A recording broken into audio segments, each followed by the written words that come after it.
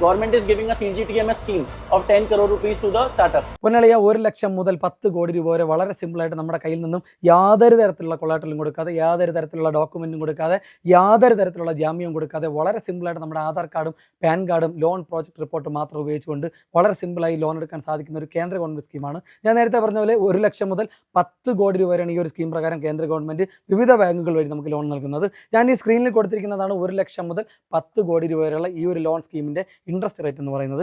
നിങ്ങൾക്ക് സ്വന്തമായി ഒരു മാനുഫാക്ചറിംഗ് യൂണിറ്റ് തുടങ്ങാൻ താല്പര്യമുണ്ടെങ്കിൽ, അല്ലെങ്കിൽ സ്വന്തമായി ഒരു സർവീസ് മേഖലയുമായി ബന്ധപ്പെട്ട ഒരു യൂണിറ്റ് തുടങ്ങാൻ താല്പര്യമുണ്ടെങ്കിൽ, അല്ലെങ്കിൽ നിങ്ങൾ നിലവിൽ നടത്തിക്കൊണ്ടിരിക്കുന്ന മാനുഫാക്ചറിംഗ് യൂണിറ്റ് അല്ലെങ്കിൽ സർവീസ് മേഖലയുമായി പ്രവർത്തിക്കുന്ന യൂണിറ്റ് വിപുലീകരിക്കുന്നതുമായി ബന്ധപ്പെട്ട ഒരു ലോൺ നിങ്ങൾക്ക് ആവശ്യമുണ്ടെങ്കിൽ ഈ ഒരു സ്കീം പ്രകാരം നിങ്ങൾക്ക് ലോണിനായിട്ട് അപ്ലൈ ചെയ്യാൻ സാധിക്കുന്നതാണ്.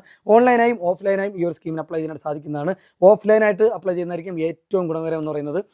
നിലവിൽ ഇന്ത്യയിൽ പ്രവർത്തിക്കുന്ന 21ഓളം നാഷണലൈസ്ഡ് ബാങ്കുകളാണ് ഈ ഒരു സ്കീം പ്രകാരം ലോൺ ചെയ്യുന്നത്. ആ ബാങ്കുകളുടെ എല്ലാം ലിസ്റ്റ് ഞാൻ വീഡിയോയിൽ കൊടുത്തിട്ടുണ്ട്.